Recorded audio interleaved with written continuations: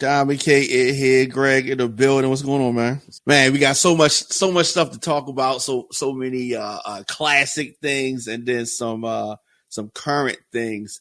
Let's start off with Marley Marl, right? Legendary.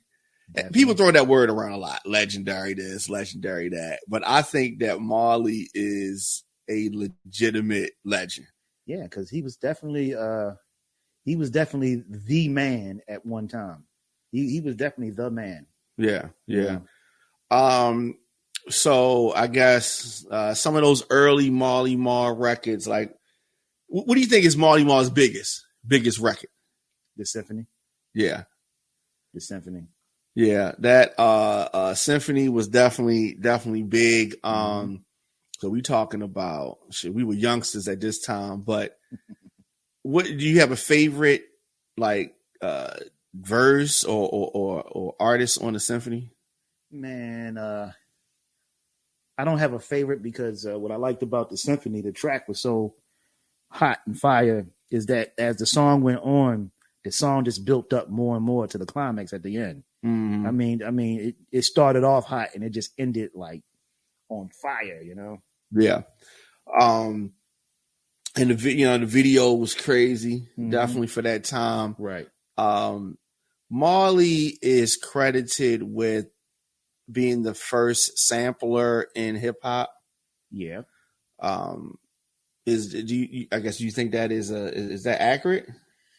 I'm gonna say yeah, because really one of the first songs that I can remember being not really a sample, but using somewhat of a sample was even though I think it was replayed, was Eric B as President. Yeah. The bass line. Yeah. Even though it was replayed, but I think that's one of the first ones. You talking with 86? Yeah, definitely. Yeah. I'm gonna throw some songs out there that Marley did and get your quick thoughts on it. Jingling Baby remix. Oh my God. Man, that sample. Yeah. And then that sample, the samples that he used in that song, especially when he freaked it with the City Line. Mm-hmm. Oh my God, man. Man, he killed that whole album. Yeah. Mama Said Knock You Out.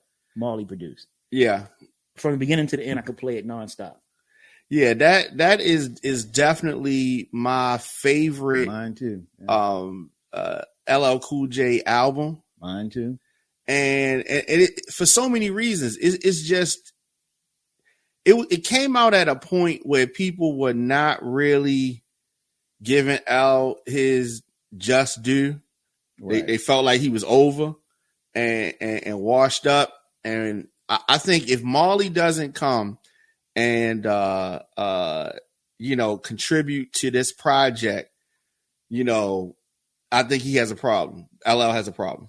Right, because Walking with a Panther was an okay album. Yeah. I think when that came out, which was like 89, the rap scene had changed so much within that year and the year prior that everybody stepped their game up, whether it was the lyricists or the producers. Everybody stepped their game up, and LL definitely did come back with that one. Yeah. He did. He came back with that one because that's my favorite album of his and some of Marley's best production right there. Absolutely. And let's go down this list. Okay, She's Dope, Belle Biv DeVoe. I don't remember this song. You remember this song? Yeah.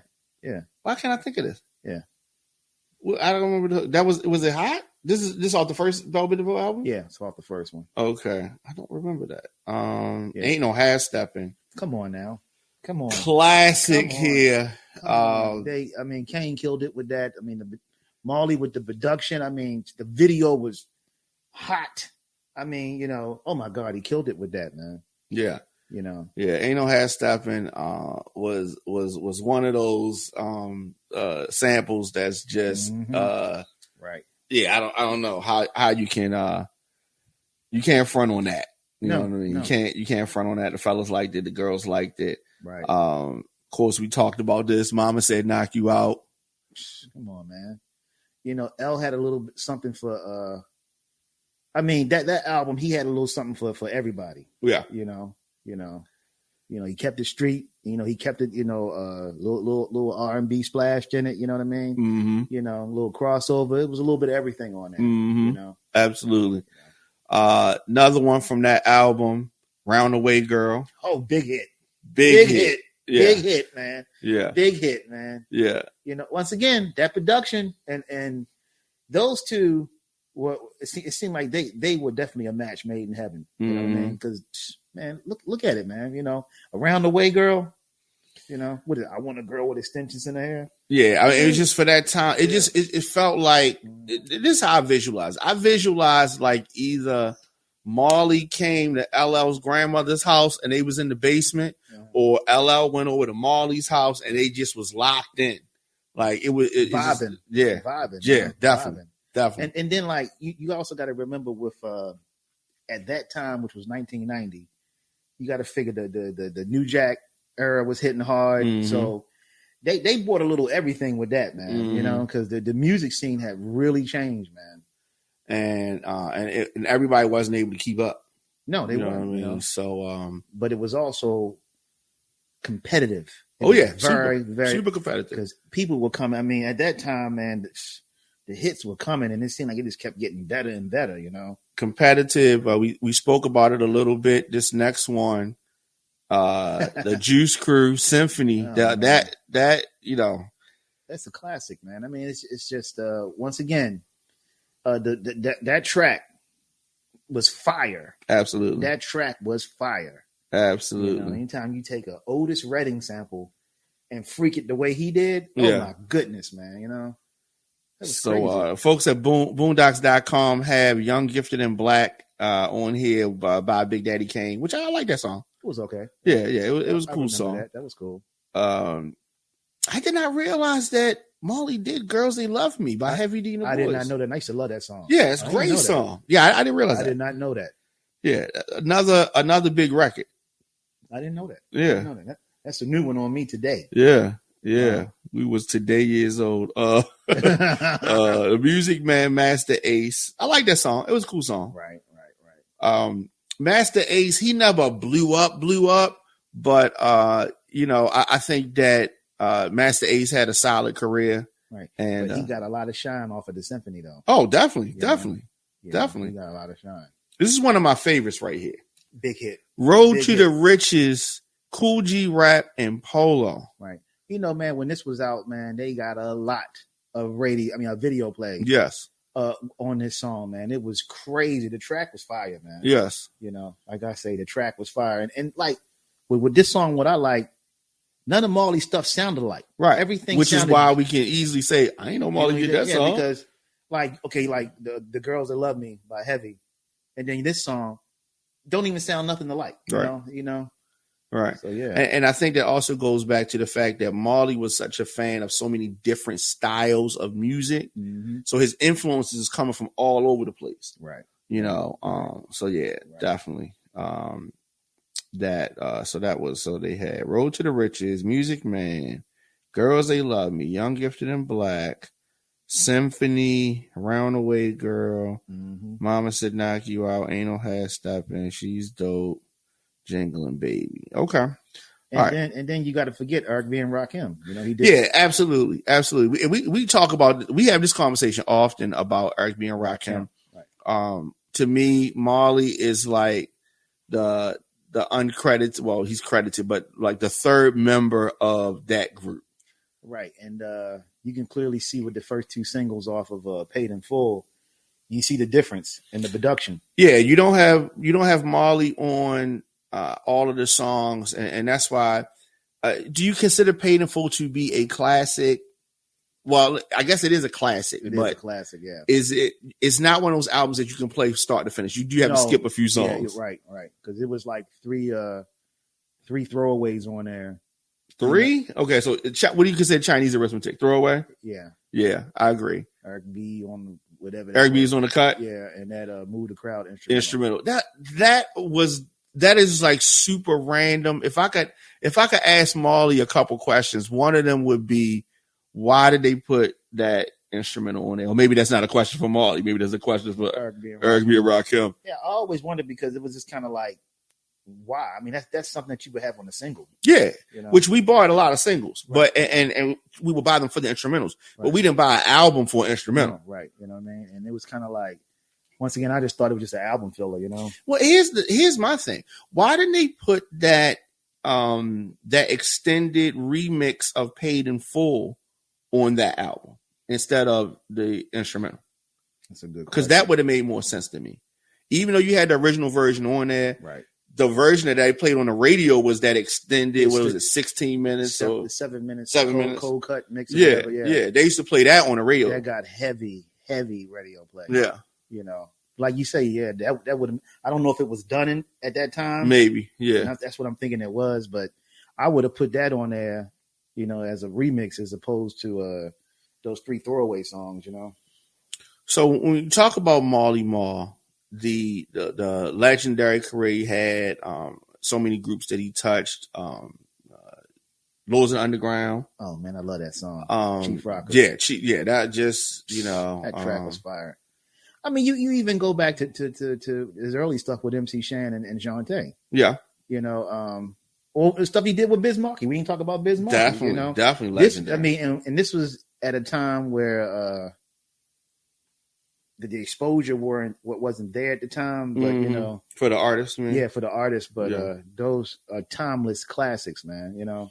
Yeah. So as far as the golden era, so we're talking about in the 80s, where do you rank Marley in terms of producers? Is he's in that top 5? Was he in the top 10 of producers from the 80s?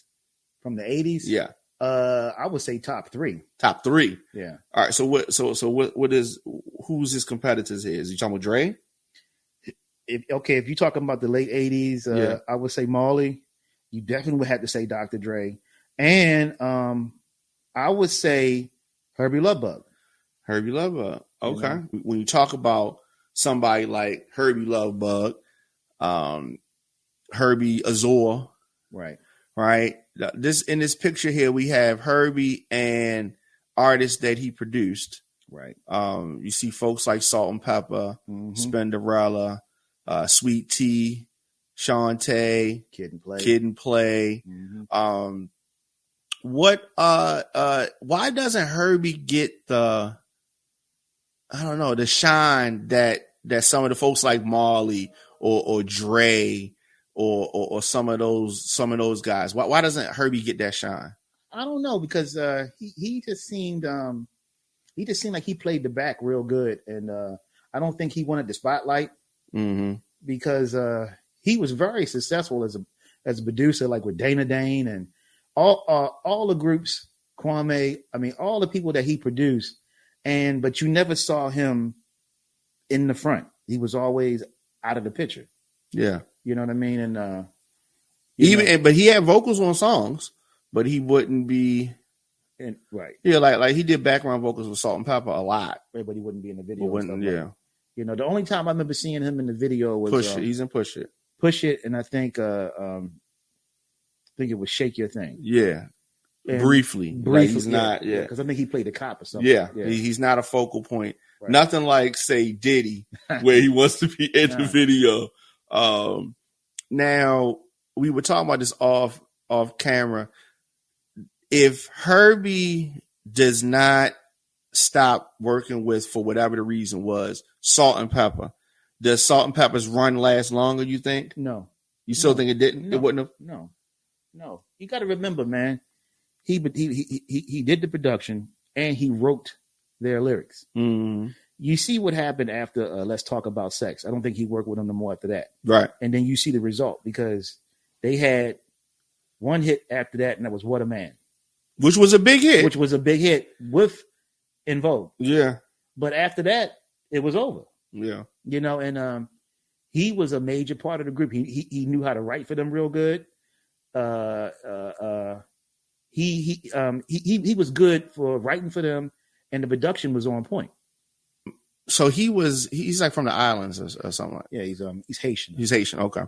Yeah. I liked Herbie. I did. Mm-hmm. Obviously him and Salt had something. going on, and maybe that ends. And that's tricky because when you have that, just think of, relationships that we've been in. Think of our long-term relationships, and we in a group together, and then we break up. Could we have still been able to work together? It'd been hard. Well, and then with him, they dated from 84 to 89, and he had a baby on her.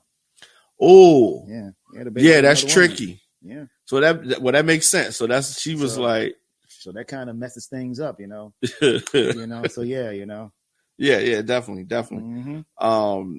But so all times, you think that Herbie goes down in that all time list?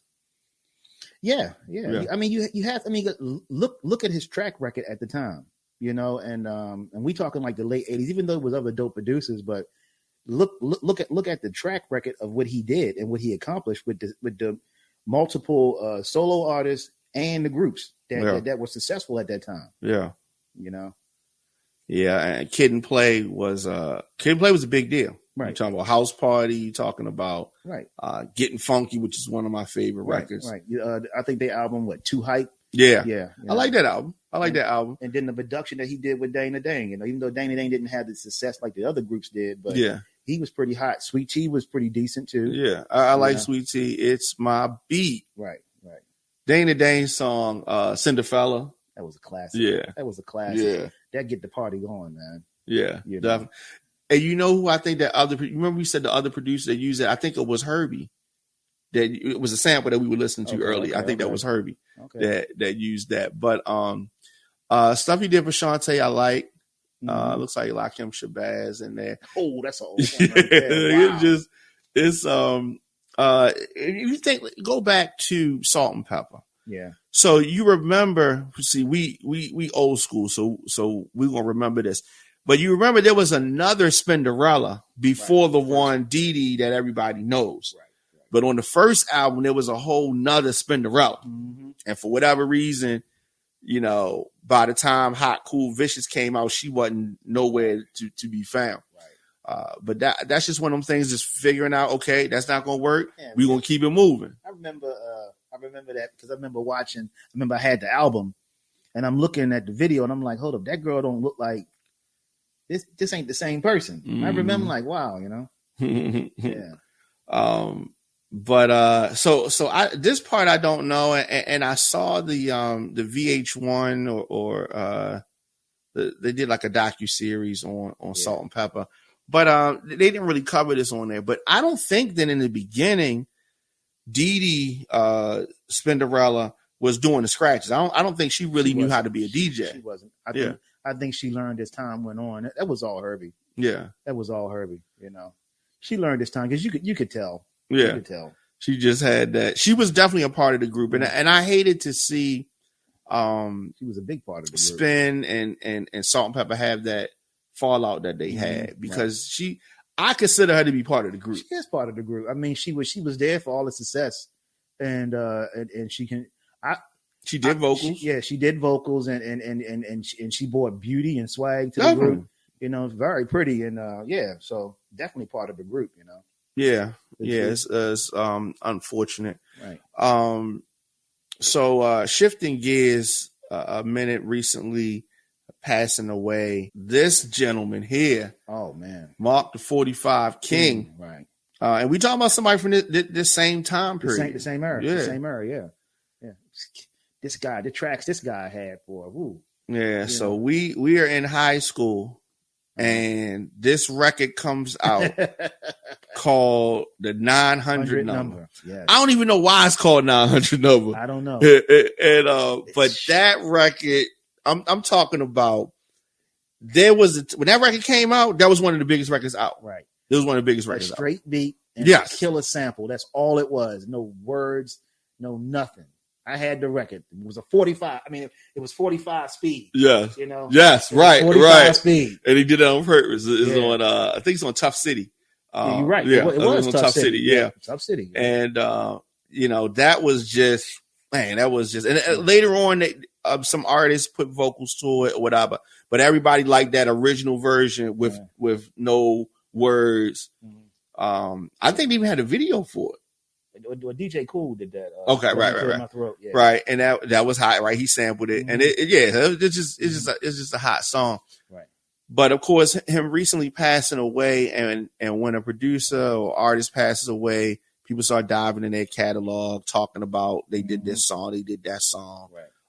Let's run down some of those songs that 45 King did. All right. Well, let's start off with one of the first ones that he did. What they got known for was "Wrath of My Madness." Queen Latifah. Did not know he did that. Yes. I love that song. I love that song. I love that song. You didn't know that, man? No, I did not realize that. I did not realize that. Man, come on, Diamond. That's one of my favorite songs by Latifah. Yeah. Yeah. He killed that song, man. Yeah. You know, that production on that. Yeah, that's crazy. Man. That was crazy. That's one of my favorite tracks by him. Mm. You know, man, when that came out, I was just like I was talking about how competitive stuff was at that time. Like that was like what 89, 90 when Latifah dropped that. 89. Yeah, 89, and then like so L, like we was talking about L, how he had to come back. You know, was something that could compete, right? Because everybody was bringing it, man. Yeah. You know, yeah. Yeah, I love that record. And that's off that first album. Yeah. And All Hail the Queen. Yes. Mm-hmm. And if that wasn't the first single, it was the second one, but that might have been her first single. I think that was the first single. Yeah, that was a hard song. I think that was the first hard single. Song. Yeah, man. Well, you digging with that one, man, you know.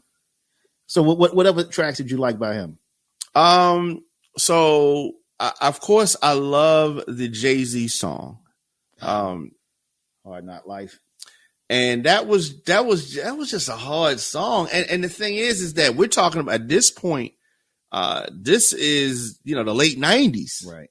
You know what I mean? He had a run for like his big success from 900 number. You're talking about almost 10 years later. Mm-hmm. And then he comes out with the song for who was the biggest artist at that time, Jay-Z. Right. That was a big record. That was a big, that was a big record. It was a huge record. It was huge.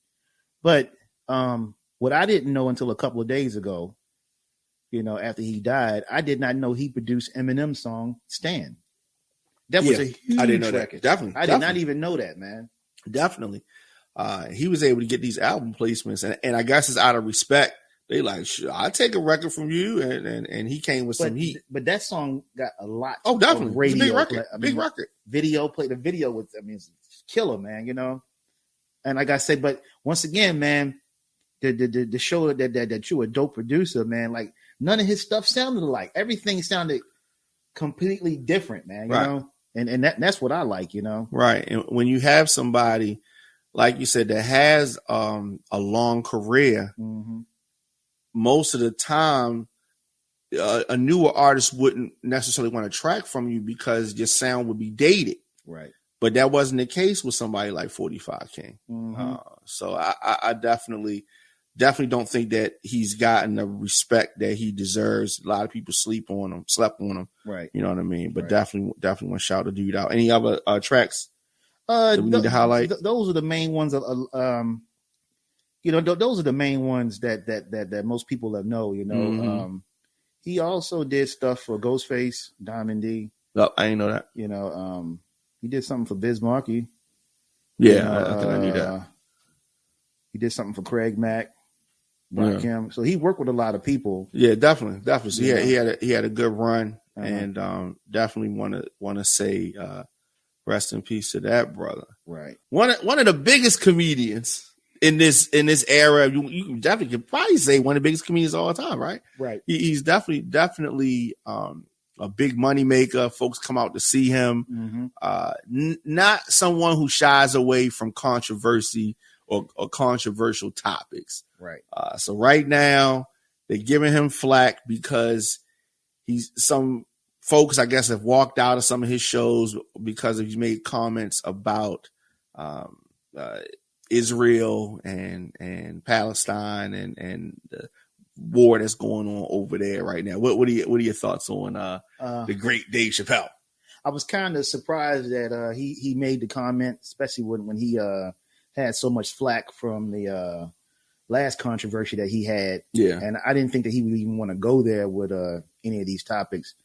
and especially when you're talking about this one, with this Israel and Palestine thing, and I get what he's saying, but I don't think he needed to say it, because Israel is Jewish, and then Dave Chappelle's a Muslim, so it's kind of like you can't say this, or you shouldn't say this, or you going, it's like you damn if you do and you damn if you don't. Yeah, and I guess that's a good point because he is Muslim, and you're talking about something that is affecting Muslim people. Folks in that region.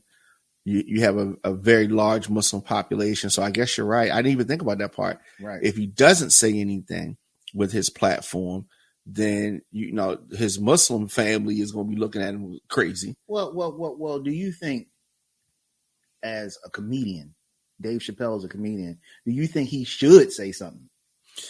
I've read some stuff online where a commenter said, why do we have to hear comedians or entertainers talk about these type of things? And it's tricky because a comedian, usually when they go up to do their set, they talking about what's happening in the world today. This is going on. If the president, they would be talking about Trump, right.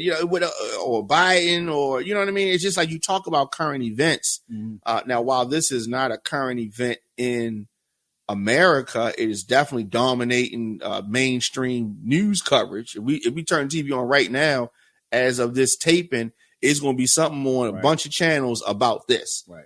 So it is a current event. It is a controversial event. Now, to me, I guess I can understand more so people talking about an athlete. Why is an athlete talking about political things? But a comedian, I mean, they tell jokes about current events. I guess you can, if it's any entertainer, I guess I could see him make a case for it. But you're not going to have a lot of comedians that's going to even touch this. Especially, man, like it's two things that I've seen last 10 years. Definitely is like speaking on something as far as, saying anything about the Jews or anything about, gays or lesbians or stuff like that. You kind of like opening up a can of worms if you say something, because so many people are going to get offended. Right. And take it the wrong way. And, right. So it's one of those things. I mean, but my thing is that as a comedian, while I think I have comedic timing, I definitely not a comedian and have never been on stage telling jokes. So I can't say that I know what goes into that, but I have been on stage before. And I know that, when you're coming up, you're not going to necessarily want to cross certain lines because you're trying to get popular. Right. You're trying to make money. Dave Chappelle made a lot of money. Dave Chappelle can walk away from the business right now and still be fine. So now he's doing it for the love. He's doing it for big money too, but he's going to take chances that some younger people won't take. Right. But the flip side of that is you got a lot of people that's made a lot of money that don't want to take no chances because he's like, look, I'm just going to be on cruise control. I don't want no controversy. I'm going to do this. So Dave Chappelle is in an interesting, there's an interesting space. Like some people, the athletes, they'll say about athletes, to shut up and dribble type of thing. Right. We don't want to hear your opinion on this. But it's just like if it was a politician and they didn't agree with it, they wouldn't want to hear their opinion. The people that say that only want to hear people give their opinion that is the same as theirs. Right. Like I say, and then you can't please everybody. So, right. It's kind of one of those things is, goes both ways, Definitely. And then like, the media is going to run with it. Definitely. And by him being, and I'm gonna say it, a black man, they're gonna make it seem like he's anti-Semitic and all this other shit. You know what I mean? So they're just gonna run with it. You know what I mean? I mean, do you think this is different than the trouble that Kanye found himself in a few months ago? I'm gonna think. Well, yeah, it is different. Yeah, it is different. But I think Dave Chappelle is going to get through this. Yeah, I mean, he got through because, like I say, if you listen See, what people fail to understand, you got to listen to everything he said. Yes. And it wasn't nothing against the Jews. Right. He was saying, hey, look at it from both ends. Right. I don't see nothing wrong with that. And I didn't see anything wrong with it. You know, what Kanye said was completely different. Right. You know what I mean? Yeah. So that's why they was on him. But what Dave Chappelle said, you know, he was giving his point of view from the Palestine point and the Israeli point. Which, I mean, hey. I don't see nothing wrong with that. And then, like, a person like me that doesn't run with the drama, okay, I listen to what he said, and it's his opinion. That's true. It's his opinion, you know what I mean? People can have their opinion. And like everybody's opinion ain't going to be the same. Absolutely. You know? And so we talked about this before, and so I don't think there's nothing wrong with us mentioning it now. All right, so you have Dave Chappelle. We talking about Dave Chappelle. Yeah. Nothing that Dave Chappelle said would stop me from wanting to go see him perform live. No. At all. Nothing would stop me from wanting to see that. Right. Now, when you have a someone who is selling something, right? Okay. My Pillow guy, Mike Liddell, right? Idiot. Definitely an idiot. Yeah. Let's go back, I don't know, 5 years ago, right? We in Walmart, we trying to buy some pillows. We see My Pillow up there. It's a reasonable price. I would buy it. If I needed a pillow, I would buy it. Right. Now in 2023, hell no. if I need some pillows and I see My Pillow, I'm not buying it. I'm definitely not buying it. I'm not buying it. I'm not supporting him. Right. So why is it different that we don't agree politically with Mike Liddell? He's like super crazy MAGA. Right. And why do we look at that as being different? Why we won't support his business versus if he was an artist, would we still support him? A Mike Lindell type? Yeah, a Mike Liddell type. I wouldn't. I wouldn't either. I wouldn't. Let's take it like this. What about Tesla? Oh no. Yeah. Let me tell you like this with that guy. Was it Elon Musk? I would never buy nothing of his. Nothing. Because like I say, man, if you got a business, and we talked about this before, okay, the whole object of a business is to be successful and to make money. Why would you alienate a certain group from buying your product? Right. No, and then like with a guy like Elon Musk, he makes his stuff completely clear on how he he puts it out there. Yeah, he puts it out there. So no, like with him and Mike Lindell, hell no. Mm-hmm. Because like I said, I don't have to buy your product. You're not the only one that make an electric car. Right, definitely, especially now. Yeah, you're not the only one. And they got some good ones out there. Right, So that's how I'm looking. I'm not spending my money with you. The business and the bottom line of Tesla has been affected by Elon Musk being so public with his conservative views. Well, you look at Mike Lindell. He's about to file bankruptcy. Right. Because they pull your product off of Walmart, off of Bed Beyond and Bath Body Works, whatever it is. They take your product off of all this stuff. Walmart is a company that's up here. Yeah. They don't want to be associated with that nonsense. They trying to make money. Right. Bottom line. So you know what? We don't even need you because we got 5 other people selling pillows in here. We don't need your product in here. Definitely. And you bringing that negativity. Because people going to start saying Walmart's carrying him. We going to stop supporting Walmart. Exactly. So we got to cut ties with you. Exactly. Yeah. Like I say, I'm not going to sit up there and spend my money and this person, degrades us or try to put us down or whatever. And he's showing his true feelings. No. And like with Mike Lindell, about to go broke, fuck him. That's how I feel. Right. You know what I mean? Yeah. Fuck him, you know what I mean? No, I agree. I never liked him. I never trusted him. Me neither, man. Fuck him. You know what I mean? That's how I feel about it. Like I say, Elon Musk with that Tesla, man, you got 5 or 6 more brands out here that you can go buy an electric vehicle from.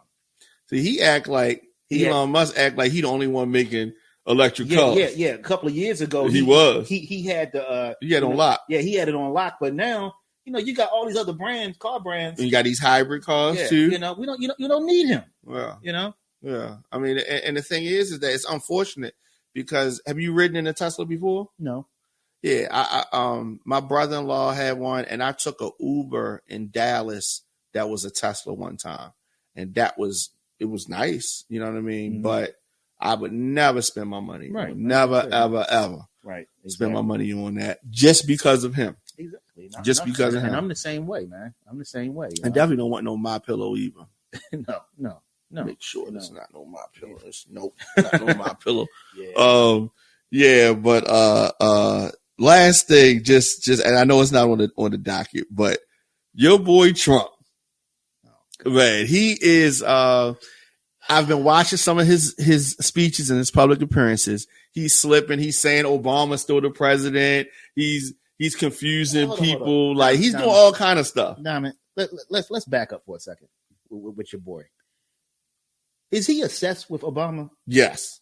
He is obsessed. It seems like he's just infatuated and obsessed with this guy. Yeah. You know, he can't stop. He just can't seem to. It's like that's all he thinks about. I don't understand it, but I'm sure that President Obama is not thinking about President Trump. Not at all. You know. I mean, it's like, you know, this guy, man, and then, like I say, the walls are caving in on him. You know, people are turning. You know, and it's just a matter of time, man. Like I say, he will not be the nominee for the Republican Party. Okay. And they're gonna make him take a plea deal, man. You know? Yeah, he's gonna have to take a plea. I don't see any way around this. Right. Like the case that they have lined up against him, especially that case that's in Atlanta. They all solid. Yes, they all solid, man. And those people are peeling away. That thing might not even go to trial. I don't think it will, man. Look at all the people that are taking the plea deals now. Yeah. And you talking like Sidney Powell, was it Kenneth Chesborough, Chesborough, whatever his name is. All these, and the other one, Jenna Ellis. Yeah. You know, dude, it's just a matter of time. It's just a matter of time. It's already 4 as of what we're doing right now, and it's going to keep being people. Diamond, these people are looking at it like this: the government is not playing. No. And then 2, reality start to kick in when they start talking about jail time. Yeah. Are you willing to go to jail for this motherfucker? Who wouldn't even spit on you if you was on fire? Right. Who does not give a crap about you? Right. And right now they got Ivanka. They trying to get her to testify. She's trying to get out of it. If she's forced to testify, he is so done. Well, he's already done now, but it's just a matter of time, man. Listen, man, they are not going to jail. They want to go back to living they lives. Like Ivanka is rich. She want to go back to living her life. If that means throwing him under the bus, then that's what she going to do. Right. Because at the end of the day, like we said so many times, he's not going to jail. He's not going to jail. So the thing is, you're going to end up with not being president, not being in politics, not being able to run for, not being able to do that. Right. Yeah, you will pay some fine. You'll be on probation, whatever. Mm-hmm. He's still going to be able to go around and spit his whole spiel to his followers and raise money. He's going to be able to do all that kind of stuff. Mm-hmm. His life's going to go on. Right. It's just that he's not going to be able to be president and do certain things like that. Right. But he ain't going to jail. He's not going to jail, man. He's going to lose these cases, though. Yeah, he is. Like I say, better take that plea deal. He needed to take that L. Right. Oh, man. That plea deal and put it behind him because he's going to lose if he try to go through with this. What I agree. What you listening to right now? Old or new? What you listening to? I was listening to on the way over here. I was listening to Game. Which album? It was the documentary. I think it was 2.5. I love that album. Yeah, I love that whole series. I think I was listening to that. The 2 and the 2.5 to me, or 1. Which was better for you? They both good. Yeah. And I also like the one with Alameda on it, Block Wars. It was. I like that. It was a couple of 1992. I like that one too. 1992. That's the one I was thinking about. Yeah. I love that, man. Yeah. I love that. Yeah. Game is right. I wish, man. I really wish I was in Atlanta at this time, but I wish that him and 50 and Dre could have all still been working together. Yeah. Because Game with 50's influence is even more sharper because it's more radio. It was an unusual combination for the couple of songs they did. It worked. It was like I wouldn't have put them two together, but it worked. And I I don't know whether it was just egos or whatever, man. But it definitely was. Definitely was egos. I saw something yesterday. Styles P is a great drop of album, and he's doing his last tour. This is his last solo album, right? And he's doing like a farewell kind of tour. And 50 just got off a big tour, and so I'm just wondering. I mean, aside from Drake and 21 Savage, they just had a successful tour. But the older artists are selling out shows all over the world. And you got some of these younger artists that's kind of struggling to fill up, get people to come out to see them. Like, what do you think that's about? I think it's the quality of music they putting out. Yeah. I mean, no, I take that back. I just think that the music that they putting out today, not all of it, but some, doesn't have it's not going to be timeless. It's not going to be, I mean, you can't sit there, you can't dance to this stuff, you can't groove to it. It's just the type of music, you know what I mean? Yeah. Well, Drake, I think he'll be fine. Right. But like a lot 10 years from now, he'll be fine. But some of these artists 10 years from now, their songs ain't gonna stick in your mind, like, Yeah. It's just it's just the quality of music is kind of fell off in some ways, R&B and rap. Not all of it, but some. So that's the part that's missing, because we were just in here listening to songs that we listened to when we were kids. Right. You know what I mean? I just don't know of kids, somebody that's like 10 years old right now, they're gonna be listening to these songs. And even some of the B songs that we were just listening to were good songs. Right. Songs that we hadn't even heard before. We haven't heard in a long time. Like, man, and you sitting up here, we was up here just grooving, you know what I mean? Mm-hmm. Like, wow, but like I say, man, the quality, man, the quality, Quality is super, super important. Like earlier, I was listening to Too Short. Oh, yeah. Don't Fight the Feeling. We talk about Life is Too Short. I'm talking about that album. Now, we go way back on that one. We go way back. You don't want to turn me on to Too Short. Yeah, man. Too Short is Too Short legendary. And actually, I'm playing it on the way home. Too Short. Playing it on the way home. It's a good album. Good album. I'm playing it on the way home. And Born to Mac. I like that song too. Yeah, all that. You did. Yeah. Now the one that Shorty the Pimp, that's the one you like. Shorty the Pimp, I love that album. Short Dogs in the House. Short Dogs in the House, love that album. And Get In Where You Fit In. Yeah. That's my favorite one. Yeah, get those that right there. Get In Where You Fit In. Shorty the Pimp, Short Dogs in the House, Life is Too Short, Born to Mac. Those 5 albums of Too Short, those are my favorite 5 albums of Too Short. Good stuff, man. And he still got more albums than that. Right. I got one for you. What do you think about E40 getting that street name down? Oh, I'm so glad you brought that up. E40 is, look, okay, I'm gonna say it. There's a lot of artists that's like this, but E40, I am the first person over this way in Baltimore that was playing E40. Yes, you were. And I was doing this in the early 90s. You were. Well, you was the first person playing Too Short. I was first person playing Too Short. Compton's Most Wanted. No Limit. All that stuff, man. Cash Money. Right. Definitely SIBO. Mm-hmm. Yeah. So, but E40 so well deserved. Legendary. This is a legendary dude. He does. And like I say, man, you look at the guy's track record. I mean, since what? He came out in 92, 91? What? Mm-hmm. I mean, he's been consistent. Yes. And you're talking over 30 years. Over 30 years, whether it's E40 songs, whether it's with the Click. Right. Him, getting a E40 way in Vallejo, California. Yeah. Have you been near there? Yeah. In Vallejo? Yes, the Bay, yeah. Yeah. So, I haven't been in Vallejo, but I've been near it. Yeah. So that I haven't been to Vallejo before, but I definitely would like to check it out. And so he was doing it independent. E40 was they selling records out the trunk, like a lot of the OGs. Signed a distribution deal with Jive for Sick With It and worked with them for a while. And now he is independent again. He's got a wine company. He got so many business ventures, man. Yeah. It's just crazy, man. Always you see him front row at the Warriors games. And he been with his wife since high school. Like, he just I mean, you even talk about like you say, like the click, like will be legit. Mm-hmm. D-Shot, D-Shot, Sugar T, yeah. You know. I mean, the guy is just definitely.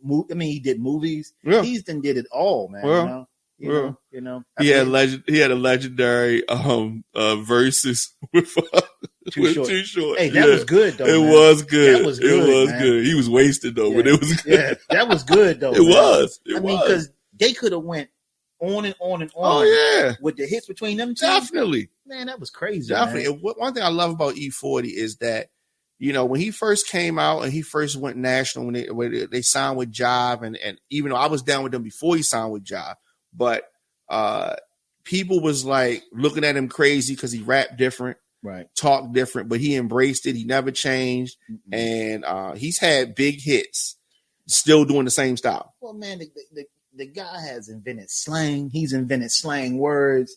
I mean, you know, he made his own way. Yeah. And like I say, you never heard about him up in no controversy, no drama. No. And see, one of the things I liked about the Bay Area rappers were they all was tight. They supported each other, you know, and then you got Too Short, for example, and you got E42, the biggest stars in the Bay.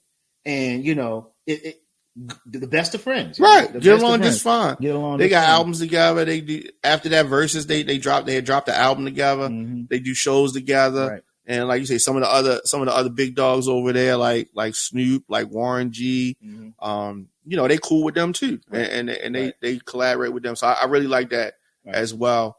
The West Coast is pretty much, you know, they be united like that, and that's a good thing to see.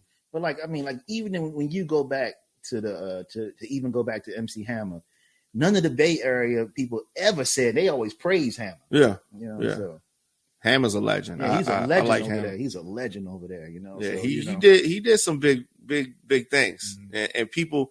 I think somebody said something online. I saw him come up in the mentions or whatever, try to say he was a one-hit wonder. MC Hammer was not a one-hit wonder. What? Yeah. Try to say MC Hammer was a one-hit wonder. MC Hammer was definitely. Man, I'm not even going to comment on that because you know his track record. Oh yeah, absolutely. The success that guy had, was at that time. Yeah, you talk what he hit the scene like in '88. Yeah, and I wasn't the first person playing Hammer over here, but I was one of the early ones. Yeah, you know, because definitely, but I was playing him early. That man, you know, it's just like he was. Every now and then somebody comes along where you see him, like, go see the video or whatever, and maybe it's the first time you seen him, you be like, this guy going to blow, or this person's going to blow. I felt like that. And like with him, because this guy was completely different. Yeah. And what he was doing at that time, man, and then you know. This we talking about let's get it started, you know, that time. Let's get it started. That's like 88. Right. That's we talking about years before You Can't Touch This. Yeah. You know what I mean? Let's get it started, Turn His Mother Out, those kind of songs. Right. And then they put me in the mix. Pump it up. Yeah, all that stuff. That's all before you get the You Can't Touch This. Right. Then you talk about you Can't Touch This, and then he had songs after that. So it's just Well, definitely legendary West Coast stuff. Yeah. We can go on and on about the West Coast. Yeah, you know. Exactly, man. All right. So this was good conversation. Thank you as always coming through. So we gotta do this again, and no doubt. There's always stuff going on to talk about. So my man Greg, thank you, sir. Diamond K. All right.